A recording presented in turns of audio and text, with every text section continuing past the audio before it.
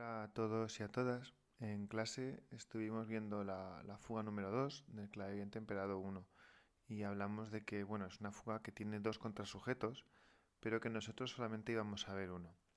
La razón por la que en clase preferí no ver ese contrasujeto es porque no es siempre igual, entonces es muy confuso estudiar los contrasujetos por primera vez con un contrasujeto que no es siempre el mismo.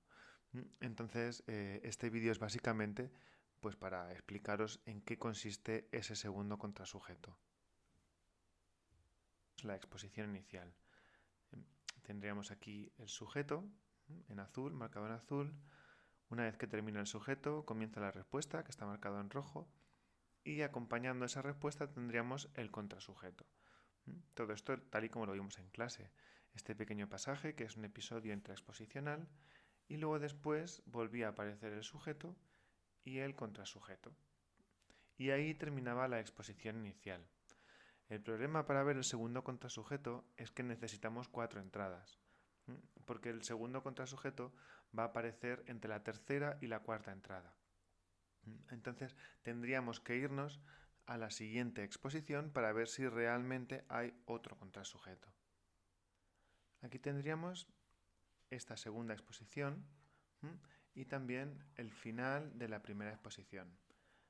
Bien, si os fijáis, para que pudiera haber un segundo contrasujeto, tendrían que coincidir estas líneas. Esta línea de aquí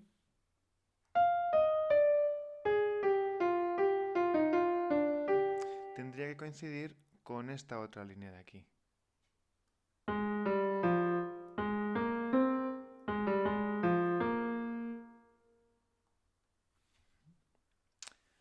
Bien, ¿qué es lo que ocurre? Pues que no son exactamente iguales. Esta parte de aquí, aquí es descendente, aquí se va a volver ascendente. ¿Significa eso que no hay contrasujeto? No, en realidad sí lo hay, porque si nos vamos a las siguientes exposiciones, vamos a ver que ese contrasujeto es siempre el mismo. Por ejemplo, vamos a coger la exposición 3, que comienza aquí abajo,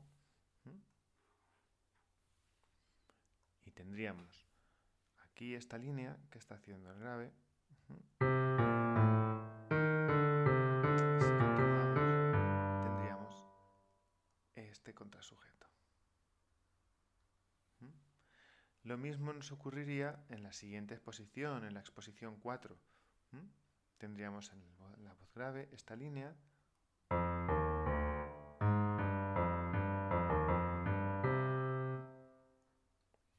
Y lo mismo nos va a ocurrir en la exposición 5. Tendríamos esta línea.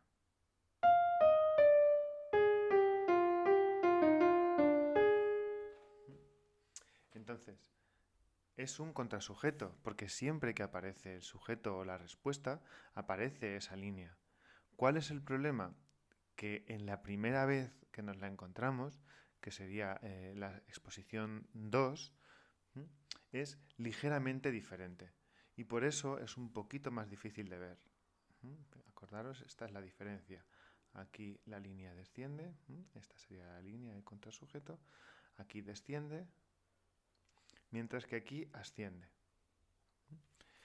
Eso hace que sea un poquito más difícil de ver, porque claro, nosotros cuando analizamos si hay un segundo contrasujeto, lo que hacemos es, como ya he dicho, mirar la tercera y la cuarta entrada.